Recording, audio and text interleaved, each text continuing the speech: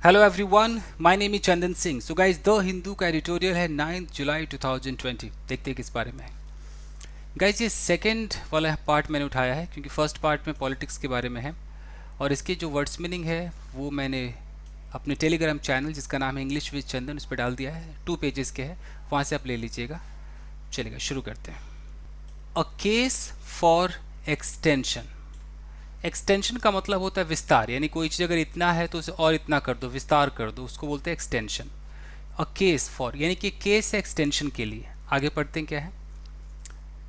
देखिए, इसको मनरेगा बोलिए या एम जी नरेगा बोलिए, यहाँ पर लिखा है M G NREGS is important in the rescue of the poor during a time of distress.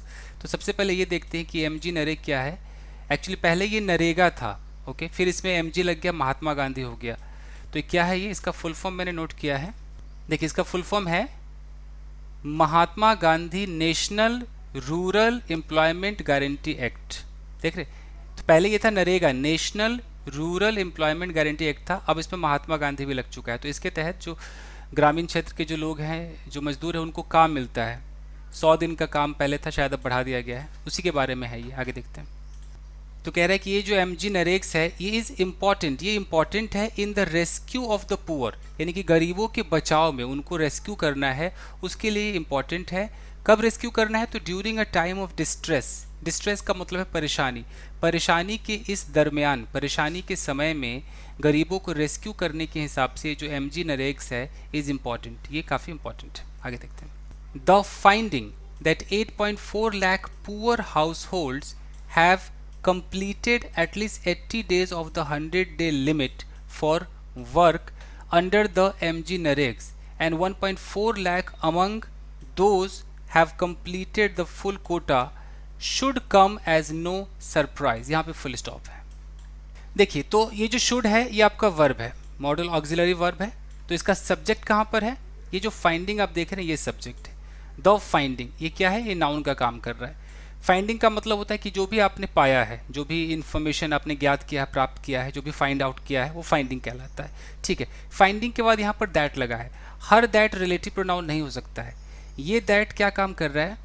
ये अपोजिशन है लेकिन नाउन क्लॉज है। जैसे फाइंडिंग, अब फाइंडिंग के बारे में बता रहे हैं। फाइंडिंग क्या? तो फाइंडिंग वो ये है कि 8.4 लाख पुअर हाउस होल्ड, यानी कि इतने जो 8.4 लाख जो गरीब जो परिवार है, हैव कंप्लीटेड एटलीस्ट 80 डेज, उन्होंने 80 दिन कंप्लीट कर लिए हैं of the 100-day limit for work. काम का 100 दिन का लिमिट होता है। जो महात्मा गांधी वाला जो ये प्रोग्राम है, इसमें 100 दिन, यानी कि अब शायद साल में 100 दिन मिलता है, तो 100 दिन में से 80 दिन कंप्लीट कर लिए हैं under the M G NREGS and 1.4 lakh among those, और उनमें से जो 1.4 लाख है हैव कंप्लीटेड फुल कोटा। तो 8.4 लाख ने 80 दिन कंप्लीट कर लिए हैं, 1.4 लाख ने क्या कर लिया है? पूरा का पूरा अपना कोटा ही कंप्लीट कर लिया है। तो ये जो फाइंडिंग है, ये जो इन्फॉर्मेशन आई है 8.4 लाख वाला और 1.4 लाख वाला, ये फाइंडिंग जो है should come as no surprise, इसे कोई सरप्राइज के तौर पे नहीं आना चाहिए, क्योंकि ये तो होना ही था।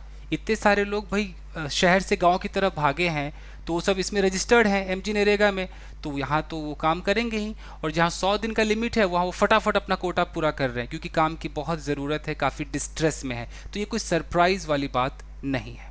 आगे देखते हैं।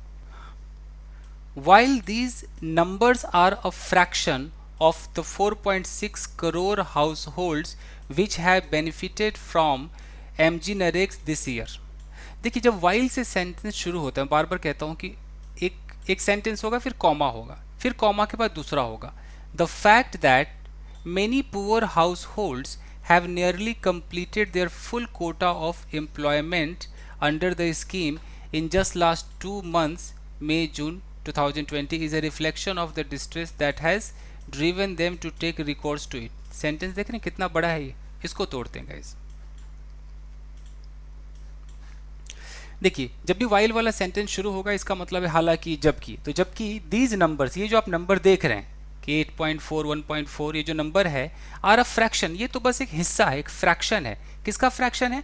Of the 4.6 crore house hold, यानी कि टोटल कितने हैं? 4.6 करोड़ हाउस होल्ड है। तो इनमें इतने सारे हाउस होल्ड है, उसका एक छोटा छोटा ये नंबर था जो 8.4 लाख 1.4 लाख था। मेन कितने हैं? 4.6 करोड़ हाउस होल्ड। फिर यहाँ पर जो विच आप देख रहे हैं ये रिलेटिव प्रोनाउन है और इससे एक क्लॉज शुरू होता है जिसे हम एडजेक्टिव क्लॉज कहते हैं। वो बता रहा है कि ये जो 4.6 करोड़ हाउस होल्ड्स हैं विच हैव बेनिफिटेड, जिन्होंने फ़ायदा उठाया है from MG NREGA this year, तो इस साल इतने सारे लोगों ने 4.6 करोड़ लोगों ने एमजी नरेगा से फ़ायदा उठाया है। तो चूंकि वो एक फ्रैक्शन है, हो गया। फिर भी द फैक्ट दैट, सच्चाई यह है कि मेनी पुअर हाउस होल्ड, बहुत सारे ऐसे गरीब परिवार हैं, have nearly completed their full quota, उन्होंने अपना पूरा कोटा ही पूरा कर लिया है ऑफ एम्प्लॉयमेंट का जो पूरा कोटा होता है पूरा कर लिया है अंडर द स्कीम, जो कि स्कीम के तहत आता है, in just the last 2 month, सिर्फ 2 महीनों में पूरा कोटा है, जहां साल में पूरा करना था वो 2 महीनों में पूरा कर लिया है, मई और जून 2020 में। तो ये जो चीज़ है इज ए रिफ्लेक्शन, ये इस किसके लिए आया है, इस फैक्ट के लिए आया है कि द फैक्ट, ये जो फैक्ट है इज अ रिफ्लेक्शन, ये एक झलक है, एक रिफ्लेक्शन है किस चीज का, ऑफ द डिस्ट्रेस, उस परेशानी का एक आईना है, एक झलक है, दैट हैज ड्रीवन देम, जिसने ड्राइव किया, उन्हें मजबूर किया है to take records to it, records का मतलब होता है सहारा लेना, रिजॉर्ट और रिकॉर्ड्स सहारा लेना, तो इस डिस्ट्रेस ने उनको मतलब ड्राइव कर दिया है कि वो सहारा ले इस चीज का कि फटाफट वो सारा कोटा पूरा कर ले। तो कहने का मतलब समझ में आ गया, कहने का मतलब है कि 4.6 करोड़ हाउस होल्ड ने फ़ायदा उठाया है, फिर भी सच तो यह है कि बहुत सारे लोगों ने फटाफट कंप्लीट कर लिया अपना कोटा, क्यों, क्योंकि बहुत परेशानी में है वो। चलिए आगे देखते हैं। With the economy reeling after extended lockdowns following the COVID-19 pandemic and migrant labourers losing jobs in urban areas and returning to their rural homes to avoid destitution, the scheme has come as a huge relief to poor families. Sentences बहुत बड़े बड़े आ रहे हैं इस बार, देखते हैं।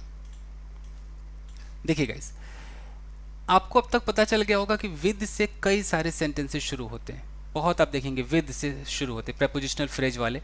तो with the economy, economy के साथ, अगर मैं इसकी हिंदी करूँ इकोनॉमी के साथ, अब इकोनॉमी के तुरंत बाद यहाँ पर ये रीलिंग है, ये तो आईएनजी है ना, ये क्या कर रहा है, ये प्रेजेंट पार्टिसिपल है, और पार्टिसिपल क्या काम करता है, एडजेक्टिव का काम करता है, वो बताता है, इन्फॉर्मेशन देता है। तो इकोनॉमी के बारे में बता रहा है कि वो इकोनॉमी जो कि रीलिंग का मतलब है लड़खड़ाना, डगमगाना, जो कि डगमगा रहा है। फिर आफ्टर से जोड़ दिया, किसके बाद डगमगा रहा है, आफ्टर एक्सटेंडेड लॉकडाउन, इस बढ़े हुए लॉकडाउन की वजह से डगमगा रहा है, इसके बाद। फिर लॉकडाउन के बारे में लिखा है कि फॉलोइंग का मतलब है के बाद, होने के कारण। तो ये लॉकडाउन किसके लिए हुआ, तो फॉलोइंग द COVID-19 पैंडेमिक, ये COVID-19 पैंडेमिक की वजह से ये लॉकडाउन हुआ है।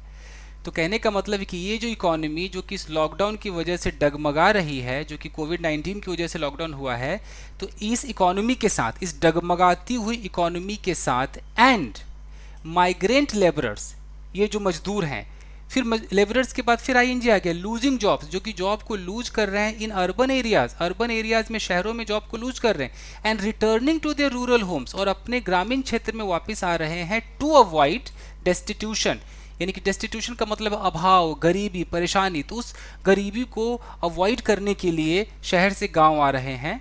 तो इन सब के साथ विद लगा है ना, तो इन सब सिचुएशन के साथ द स्कीम हैज़ कम, ये जो स्कीम है एमजी नरेगा का, ये आया है एज अ ह्यूज रिलीफ, एक बहुत बड़े राहत के साथ आया है, क्योंकि इतने सारे लोग शहर से गांव आ गए हैं, तो गांव में क्या होगा, भूखे मरेंगे, तो भैया ये एमजी नरेगा में रजिस्टर कराएंगे और काम करेंगे, और जो भी उनको 150-200 जो रोज का मिलता होगा वो लेंगे।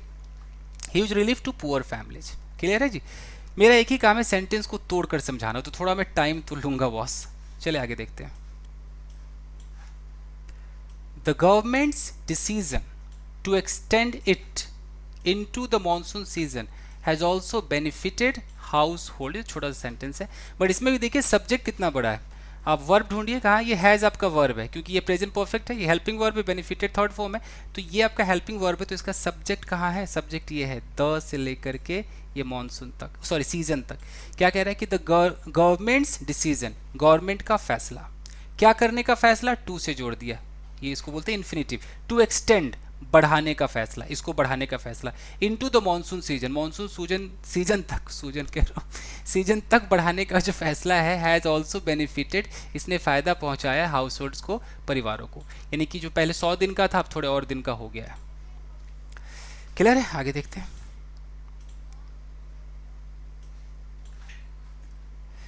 Data from this year show, तो छोटा सा है, ये आपका सब्जेक्ट है।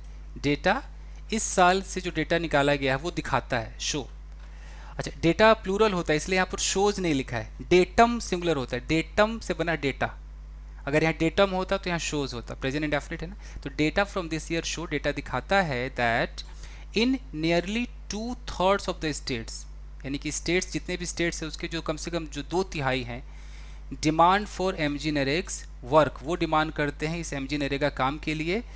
तो ये जो डेटा है जो दिखाता है ये हैज़ डबल्ड और even tripled in a number of districts. फिर से देखते हैं, data from this year show, data इस साल का दिखाता है that in nearly 2/3 of the state, state के 2/3 जो 2/3 जो है लगभग, डिमांड फॉर एमजी नरेगा, वो डिमांड करते हैं एमजी नरेगा काम के लिए, हैज़ डबल्ड। अच्छा, ये जो इनका जो डिमांड है ये डबल हो गया है, 2/3 जो स्टेट का जो 2/3 जो हिस्से हैं उनमें डबल हो गया, और even triple in number of district, कई डिस्ट्रिक्ट में तो ट्रिपल डिमांड हो गया है compare to the previous year. पिछले साल के अगर हिसाब से देखें तो अब डिमांड डबल से ट्रिपल हो गई है।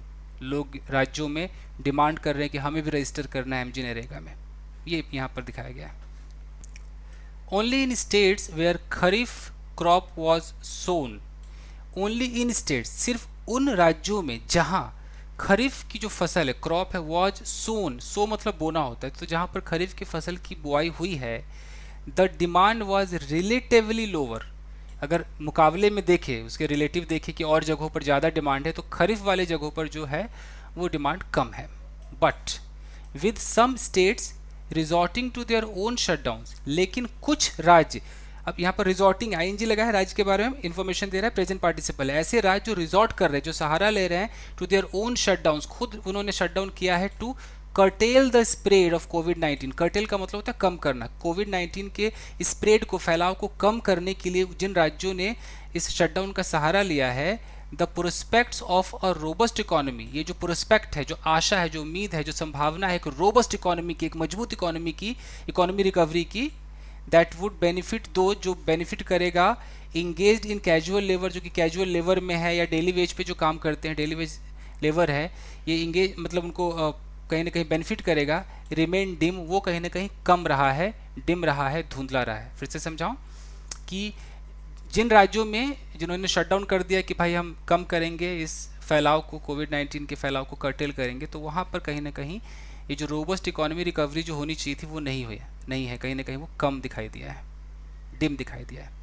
क्लियर है कि दोबारा समझाऊं? प्रोस्पेक्ट मतलब जो संभावना है, उम्मीद है, ऑफ अ रोबस्ट इकोनॉमी, तो ये जो संभावना है ना कि मजबूत इकोनॉमी रिकवरी की, दैट वुड बेनिफिट, अगर मजबूत इकोनॉमी रिकवरी हो वो बेनिफिट करेगा दोज, उन लोगों को, इंगेज्ड, पास्ट पार्टिसिपल है, जो कि इंगेज है कैजुअल लेबर में, जो मजदूरी करते हैं या डेली वेज पे जो काम करते हैं। तो ये जो प्रोस्पेक्ट है ना, रिमेन डिम, ये उम्मीद नीचे रही है, कहीं ना कहीं डिम रही है, धुंधली रही है, उतना पावरफुल नहीं रहा है, यानी कि रोबस्ट इकोनॉमी नहीं हो पाई है। आगे देखते हैं। The fairly good monsoon this season, ये पूरा सब्जेक्ट है। फेयरली का मतलब कुछ हद तक, काफ़ी हद तक जो अच्छा मानसून है इस सीज़न, शुड हेल्प, उसे हेल्प करनी चाहिए, with providing for more agricultural job. Should help with, किस चीज़ से मदद करनी चाहिए? प्रोवाइडिंग फॉर, प्रोवाइड फॉर, ये फ्रेजल वर्ब है, इसका मतलब होता है संभव बनाना। एक तो होता है प्रोवाइड, मुहैया कराना, फॉर लग गया तो संभव बनाना। तो ये जो अच्छा जो मानसून है, इसको इस तरीके से मदद करनी चाहिए कि संभव बना दे मोर एग्रीकल्चरल जॉब, की ज़्यादा से ज़्यादा जो एग्रीकल्चरल जॉब है वो मिल जाए, beyond the MG NREGA works as well, कि एमजी नरेगा वर्क तो है ही, इसके बियॉन्ड, इसके अगर उधर देखें, इससे कैसे बोलूँ बियॉन्ड को, अगर इसके बावजूद, ये तो है ही, उसके बावजूद अगर देखें तो कुछ ना कुछ और एग्रीकल्चरल जॉब मिलना चाहिए, क्योंकि मानसून अच्छा है। But the surging rate of demand, surging का मतलब होता है उमड़ता हुआ, बढ़ता हुआ, एकदम ऊपर उठता हुआ है। तो surging rate of demand for work under the scheme, scheme में काम करने का जो डिमांड हो काफ़ी बढ़ रहा है। ये सजेस्ट, ये दिखाता है that it is time the government thought, यही वो समय है कि गवर्नमेंट को सोचना चाहिए था। आपको पता है it is time, it is high time, वही वाला यहाँ पर लिखा हुआ, इट इज़ टाइम, उसके बाद वर्ब की सेकेंड फॉर्म आती है, it is time the government thought, यहाँ पर थिंक नहीं आएगा या शुड थिंक नहीं आएगा, गवर्नमेंट को सोचना चाहिए था अबाउट एक्सटेंडिंग द लिमिट, कि भैया इतना डिमांड बढ़ रहा है एमजी नरेगा के लिए, तो गवर्नमेंट को इसके लिमिट को एक्सटेंड करना चाहिए था एट लिस्ट ऑन और स्टेट बाय स्टेट बेसिस, कम से कम स्टेट बाय स्टेट आधार पे ही कर देते कि जिस स्टेट में ज़्यादा डिमांड है वहाँ भैया बढ़ा दो, ये बात कही गई है। क्लियर है? The swell in agrarian employment in the monsoon season not with standing, comma है, कॉमा पे रुकते हैं। एक तो नॉट विद स्टैंडिंग का मतलब होता है के बावजूद। मैं ये आपको सिखाऊंगा, ये सिखा दूंगा, इट इज़ टाइम सिखा दूंगा। बहुत ही फॉर्मल है, आजकल कौन बोलता है नॉट विद स्टैंडिंग, इसकी जगह डिस्पाइट है, इन स्पाइट ऑफ है। एनीवेज, द स्वेल, स्वेल का मतलब, वैसे तो स्वेल मतलब सूजना फूलना होता है, बट स्वेल का यहाँ पर मतलब है कि एग्रेरियन यानी कि कृषि संबंधी वृद्धि हुई है, कुछ बढ़ा है। तो स्वेल इन एग्रेरियन एम्प्लॉयमेंट, जो कृषि संबंधी जो एम्प्लॉयमेंट है उसमें जो स्वेल है, जो बढ़ोतरी हुई है इन द मानसून सीजन, इस मानसून सीजन में मानसून अच्छा है तो कृषि अच्छा हो रहा है, तो उसमें एम्प्लॉयमेंट की बढ़ोतरी हुई है। नॉट विद स्टैंडिंग, इसके बावजूद, इस बढ़ोतरी के बावजूद the excess supply of labour की, मतलब मानसून सीजन में एग्रेरियन एम्प्लॉयमेंट की तो बढ़ोतरी है, स्वेल है, उसके बावजूद एक्सेस सप्लाई ऑफ लेबर, इतने मजदूर आ गए हैं, इतना एक्सेस सप्लाई हो गया है, ओइंग टू रिवर्स माइग्रेशन। अब माइग्रेशन गांव से शहर नहीं है, अब शहर से गांव की तरफ लोग आएंगे, रिवर्स माइग्रेशन हो गया है। इसके कारण, ओइंग टू का मतलब कारण, इसके कारण फ्रॉम द सिटीज, शहर से रिवर्स हो गया है, कुड डिप्रेस वेजेस, वो कहीं ना कहीं वेजेस को डिप्रेस कर सकता है। यहाँ कुड का मतलब है चांसेस है, ये कुड पास्ट को नहीं दिखा रहा है, ये चांस को दिखा रहा है, प्रेजेंट के अंदर बात हो रही कि भैया ये जो चीज़ है ना, फिर से समझाऊं कि कृषि संबंधी एम्प्लॉयमेंट में बढ़ोतरी हुई है, ठीक है, हुई है, इसके बावजूद क्या है कि लेबर की सप्लाई बढ़ गई, बहुत सारे मजदूर आ गए हैं। किस लिए आ गए हैं, कारण क्या है, तो ओइंग टू लिखा है कि सिटी से अब वो रिवर्स हो रहे हैं, गांव की तरफ आ गए हैं। तो जब लेबर ज़्यादा हो गए हैं तो वेजेस कम हो जाएंगे ना, डिप्रेस वेजेस कम हो जाएंगे, simple. This makes an extension of the limit of work days under the MG NREGA even more imperative. अच्छा, तो इस वजह से चूंकि इतने सारे लोग आ गए हैं तो अब वेजेस कम हो जाएंगे, तो दिस मेक्स, तो ये जो परिस्थिति है ये बनाता है an extension of the limit, कि इस लिमिट को भैया बढ़ाओ, एक काम की जो लिमिट है ना, शायद 100 दिन का है, इसको एक्सटेंड करो, बढ़ाओ, अंडर द एमजी नरेगा, जो एमजी नरेगा के अंदर जो आता है उसको बढ़ाओ, इवन मोर इम्पेरेटिव। तो ये जो है ये और भी इम्पेरेटिव है, और भी इम्पोर्टेंट है कि भैया आप इसको बढ़ा दीजिए, मतलब एमजी नरेगा का जो टाइम ड्यूरेशन है उसको बढ़ा दीजिए कि लोगों को सिर्फ 100 दिन का ही काम ना मिले, 150, 200, 300 दिन का मिले। आई थिंक 100 से 150 तो हो ही गया था। एनीवेज, 50% हो गया गाइज। तो मैं अब कुछ चीज़ें सिखाता हूँ आपको, जैसे कि नॉट विद स्टैंडिंग है या इट इज़ टाइम है, और देखते हैं एक दो चीज़ें सीख लेते हैं गाइज। देखिए, नॉट विद स्टैंडिंग ये पूरा है, ये कमाल का वर्ड है, ये ना काफ़ी यूज़ होता है फॉर्मल इंग्लिश में। एक तो ये प्रेपोजिशन के तौर पे यूज होता है, प्रेपोजिशन। अगर ये प्रेपोजिशन के तौर पे यूज होगा तो ऐसे होगा कि नॉट विद स्टैंडिंग होगा, और इसके साथ ऑफ कोर्स एक ऑब्जेक्ट लगा होगा। ऑब्जेक्ट क्या होगा, नाउन होगा, नहीं तो नाउन फ्रेज वगैरह होगा, ये लगा होगा। न्यूज़पेपर वाले क्या करते हैं, वो बड़े चालू हैं, वो पहले ऑब्जेक्ट रखते हैं और ऑब्जेक्ट के बाद रखते हैं नॉट विद स्टैंडिंग। आपने अभी देखा ना, स्टैंडिंग, और इसका मतलब होता है के बावजूद, वही जो इन स्पाइट ऑफ और डिस्पाइट का होता है। यानी कि अगर ऐसे बोलना है कि not with standing his illness, तो ये क्या है, नॉट विद स्टैंडिंग हो गया, और हिज इलनेस आपका क्या है, ये नाउन फ्रेज हो गया, तो उसके बीमारी के बावजूद, ठीक है। अब फिर अगला सेंटेंस क्या होगा कि वो ऑफिस गया, ही वेंट टू ऑफिस, ठीक है। न्यूज़पेपर में कैसे लिखा होगा, ऐसे लिखा होगा हिज इलनेस, यहाँ लिखा होगा not with standing, not with standing, फिर वही ही वेंट टू ऑफिस। तो आप तब भी समझ जाएंगे कि बात वही है, not with standing his illness, ऐसे समझ जाएंगे, उसके बीमारी के बावजूद वो ऑफिस गया। तो ये प्रेपोजिशन के रूप में तो यूज होता है। तो जब भी प्रेपोजिशन के रूप में यूज होगा तो नॉट विद स्टैंडिंग के बाद आपको ऑब्जेक्ट दिखाई देगा, या ऑब्जेक्ट पहले होगा। ये ऑब्जेक्ट क्या होगा, ये पूरा सेंटेंस नहीं होगा, कोई सब्जेक्ट वर्ब ऑब्जेक्ट नहीं होगा, ये सिर्फ एक नाउन होगा, नहीं तो नाउन फ्रेज होगा। Not with standing my condition, not with standing having a lot of money, कुछ इस तरीके से होगा, ठीक है जी। ये प्रेपोजिशन है, ये कई बार काम आता है कंजंक्शन के रूप में। कंजंक्शन के रूप में जब होगा तो नॉट विद स्टैंडिंग होगा, और चूंकि ये कंजंक्शन बन जाएगा तो इसके बाद पूरा एक सेंटेंस होगा, यानी कि सब्जेक्ट वर्ब ऑब्जेक्ट वाला सेंटेंस होगा, फिर कॉमा और उसके बाद फिर कोई और सेंटेंस आपका दिखाई देगा। कैसे? जैसे कि नॉट विद स्टैंडिंग हो गया। अब मुझे पूरा सेंटेंस बोलना है कि इस चीज़ के बावजूद कि शी हेट्स मी, तो हो गया ना, ये हो गया नॉट विद स्टैंडिंग, ये सब्जेक्ट, ये वर्ब, ये ऑब्जेक्ट, हो गया पूरा। तो ये क्या हो गया? कंजंक्शन का काम कर रहा है। ओके, तो नॉट विद स्टैंडिंग, इस चीज़ के बावजूद दैट शी हेट्स मी, वो मुझसे नफरत करती है, कॉमा मैं उसे प्यार करता हूँ, आई लव हर। इस तरीके से कई बार आपको ऐसे दिखाई देगा, notwithstanding the fact that, same ही है, she hates me, comma I love her. इस फैक्ट के बावजूद कि वो मुझसे नफरत करती है, मैं उससे प्यार करता हूँ। आई होप आप बोर नहीं हो रहे क्योंकि मैं लेक्चर ज़्यादा दे रहा हूँ ऐसे। अच्छा, कई बार तो ये एडवर्ब का काम करता है, बहुत कमाल की चीज़ है, मैंने वीडियो बना रखा है इसके ऊपर, आप देख लीजिए कभी। एडवर्ब का भी काम करता है। कैसे काम करता है? ऐसे, जैसे कि आई वॉज इल, आपने बोला एक सेंटेंस कि आई वॉज इल, मैं बीमार था, फिर आपने बोला मैं बीमार था, notwithstanding I went to office, ऐसे कह सकते, बीच में आप लगा देंगे कि मैं बीमार था फिर भी, तो भी मैं ऑफिस गया, ऐसे बीच में भी लग जाता है। I was ill notwithstanding I went to office, मैं बोले मेरे पास पैसे नहीं थे, I didn't have money, notwithstanding फिर भी आई हेल्प्ड हिम, मैंने उसकी मदद की, है ना कमाल की चीज़। चलिए ये हो गया। इसके बाद है रिजॉर्ट टू। रिजॉर्ट टू का इस्तेमाल हम करते हैं सहारा लेने के लिए, इसकी जगह कई बार रिकॉर्ड्स टू का भी इस्तेमाल होता है।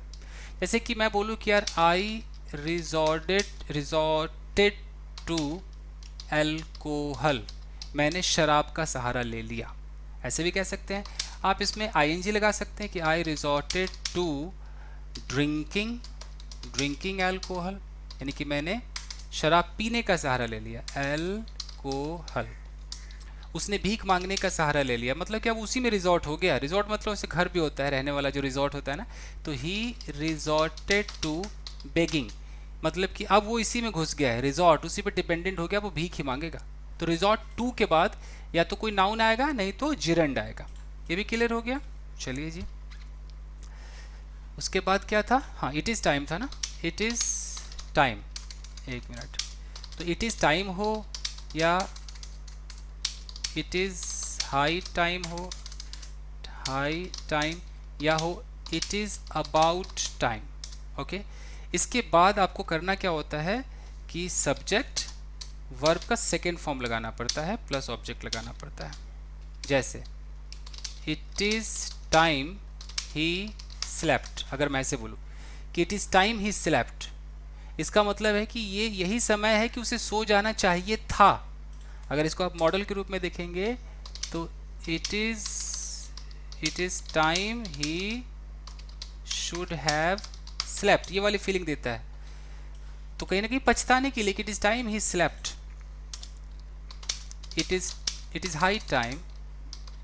High time he went to office, भैया हाई टाइम है, अब तक तो उसे ऑफिस चला जाना चाहिए था, ये फीलिंग है गाइस। तो ये भी आप समझ गया, इट इज़ टाइम। उसके बाद आपको पता है कि जब कोड आता है तो कोड जितना भी आपको न्यूज़पेपर में दिखाई देगा वो चांस वाला, गेस, अंदाज़ा लगाने वाला होगा। अगर मैं बोलूँ कि this girl could harm you, तो इसका मतलब क्या है कि ये जो लड़की है ये तुम्हें हार्म कर सकती है। हिंदी में जाएंगे तो सकती है, यानी कि चांस है। अब आप कहेंगे भैया कैन भी तो सकती है, कि this girl can harm you, तो मैं आपको बता दूं कि जो कैन होता है इसे हम बोलते हैं कि एकदम ये जनरल पॉसिबिलिटी को दिखाता है कि ज़्यादा चांसेस है, यानी कि जनरली अगर एक लड़की है, मैं बोली जो लड़की देख रहा है ना बेटा, ये लड़की तुझे हार्म कर सकती है, यानी कि वो लड़की पहले भी हार्म करती आई है, जनरली सबको पता है, तो ये भैया ये ऐसा हो सकता है, इसलिए कैन आप तभी लगा सकते हैं। मैं बोलूँ कि यार he can cheat you, Hindi medium के जो स्टूडेंट है, मैं खुद हिंदी मीडियम का हूँ इसलिए मैं ज़्यादा जानता हूँ, तो हिंदी मीडियम के स्टूडेंट ना सकता से ही समझ लेते हैं कि अच्छा सकता आएगा तो कैन, वो अंदर की मीनिंग नहीं समझते। अंदर का मीनिंग है कि कैन का मतलब है कि अच्छा ही कैन चीट यू, मतलब वो पहले भी चीट करता आ रहा है, ये बहुत ही कॉमन सी बात है उसके लिए चीट करना, वो सबको क्लियर पता है कोई चीट कर सकता है, तो ही कैन चीट यू। लेकिन ही कुड चीट यू पता नहीं चीट करेगा कि नहीं करेगा, हो सकता है कर दे, इसलिए कुड इंसान लगाता है क्योंकि ज़्यादा नहीं कन्फर्म है। ठीक है जी, आगे देखते हैं जी। Since its implementation over a decade ago. Since का मतलब है कि जब से इसका इम्प्लीमेंटेशन हुआ, ये लागू हुआ, ये अमल में आया ओवर अ डिकेड अगो 10 साल पहले, तब से द स्कीम हैज़ एक्टेड, ये जो स्कीम है एमजी नरेगा का जो स्कीम उसने एक्ट किया है, काम किया है as insurance for the rural dwellers. एक इंश्योरेंस की तरह काम आया है एक रूरल डिवेलर के लिए, जो ग्रामीण क्षेत्रों में जो रहने वाले जो डिवेलर हैं, जो डिवेल करते हैं, ड्यूरिंग क्रॉप फेल्योर्स, जब उनके खेती फसल वगैरह में फेल्योर हो जाए, एंड एग्रेरियन क्राइसिस या कृषि संबंधी कोई क्राइसिस आ जाए, तो उस वक्त ये जो एमजी नरेगा है इसमें अगर वो रजिस्टर्ड है तो एक तरीके से इंश्योरेंस का काम करता है कि चलो यार ये सब फेल हो गया तो कम से कम ये तो है, कुछ तो रोज का डेली वेज मिल जाएगा, 150-200 जो भी होगा, ये है। बट द सेंटर्स आउटलुक, लेकिन सेंटर की जो दृष्टि है, आउटलुक है, जो दृष्टिकोण है टुवर्ड्स इट, इसकी तरह कंटिन्यूज टू लिमिट इट, वो लिमिट होने लगा, लिमिटेड्स को लिमिट करने लगे only as a fall back, एक फॉल बैक के रूप में देखने लगे। फॉल बैक का मतलब होता है कि जब कोई और ऑप्शन काम नहीं करता है तो चलो ये एक ऑप्शन है, जब हर जगह से फॉल बैक हो गया, पीछे हट गए, निराश हो गए, तो एक फॉल बैक, ये ही यहाँ पे अटक जाओ, तो इसको बहुत ही कम प्रायोरिटी दी गई, ये कहा गया। Fall back option for the poor के लिए एक फॉल बैक ऑप्शन के रूप में इन्होंने देखा है। Even before the covid induced crisis, जरा मैं हटा दूं रेड मार्कर, कहाँ के देखिए, इवन बिफोर कोविड-19 इंड्यूस्ड क्राइसिस, इसका मतलब समझ में, कोविड-19 इंड्यूस्ड, कोविड-19 के द्वारा प्रेरित किया हुआ, इंड्यूस किया हुआ, इसके द्वारा पैदा किया हुआ जो क्राइसिस है, ये जो क्राइसिस है किसके कारण है, तो इंड्यूस किसको दिखा रहा है, कारण, कोविड-19 के कारण जो क्राइसिस है। तो इससे पहले, इस क्राइसिस से पहले, अ लैक ऑफ डिमांड में कमी, एंड फॉलिंग कंजम्पशन, उपभोक्ता में गिरावट, अमंग द पुअर, गरीबों में, वर कॉन्स्ट्रेनिंग द इकोनॉमी, तो ये सब इकोनॉमी को कॉन्स्ट्रेन कर रहे थे, लगाम ला के खींच रहे थे, रोक रहे थे। यानी कि कोविड-19 से पहले भी तो डिमांड में कमी थी, कंजम्पशन ज़्यादा नहीं था, तो ये सब कहीं ना कहीं कॉन्स्ट्रेन ही तो कर रहे थे इकोनॉमी को। The MG NREGA if utilised as more than just an insurance, कह रहा है कि अगर एमजी नरेगा को अगर यूटिलाइज किया जाए more than just an insurance ही न समझा जाए, उससे ज़्यादा अगर इसको यूटिलाइज किया जाए, insurance scheme, and as a vehicle for rural development, इसको एक रूरल डेवलपमेंट, जो ग्रामीण जो एक विकास है उसका एक व्हीकल के रूप में अगर इस्तेमाल किया जाए, तो क्या है जी, तो ये जो देख रहे हैं ना, ये सब्जेक्ट है और ये कुड इसका वर्ब है, तो ये जो एमजी नरेगा है could potentially address that problem, तो ये उन प्रॉब्लम को संभवतः पोटेंशियली, शक्ति के साथ, पोटेंशियल के साथ, ये जो प्रॉब्लम है इसको कहीं ना कहीं एड्रेस कर सकता है, यानी कि रिजॉल्व कर सकता है, इसको सही कर सकता है, अगर इसको थोड़ा वैल्यू दिया जाए, तवज्जो दिया, इसको सिर्फ एक फॉल बैक इस ऑप्शन ना समझा जाए, ये समझाया गया यहाँ पर। The lessons from its successes and failures could be use, देखिए कुड बी का मतलब है किया जा सकता है, प्रेजेंट के अंदर काम आया है।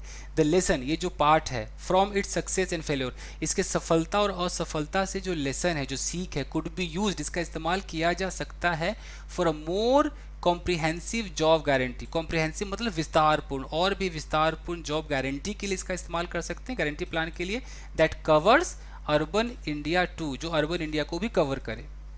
ये हो गया। बिसाइड्स एलिवेटिंग डिस्ट्रेस, बिसाइड्स का मतलब है के अलावा, बिसाइड होता है, एक बिसाइड्स होता है, तो पता ये समझाने की जरूरत नहीं। बिसाइड्स एलिविएटिंग डिस्ट्रेस, डिस्ट्रेस का मतलब परेशानी, एलिविएट का मतलब उसको कम करना, तो परेशानी को कम करने के अलावा, ये तो है ही, इसके अलावा this could also boost consumption, ये कंजम्पशन को भी बूस्ट कर सकता है, यानी कि उपभोक्ता को ऊपर चढ़ा सकता है, एड इकोनॉमिक रिकवरी, और इकोनॉमिक रिकवरी में सहायता भी दे सकता है।